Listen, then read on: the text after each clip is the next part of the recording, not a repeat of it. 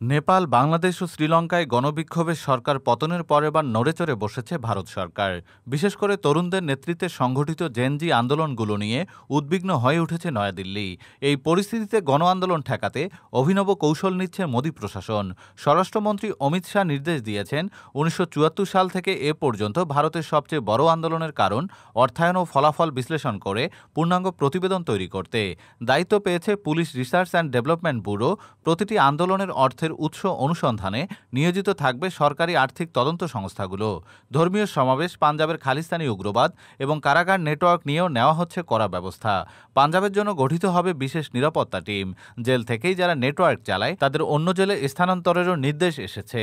সমালোচকদের মতে, দক্ষিণ এশিয়ায় তরুণদের জাগরণে সরকার পতনের আতঙ্কেই এই সব পদক্ষেপ।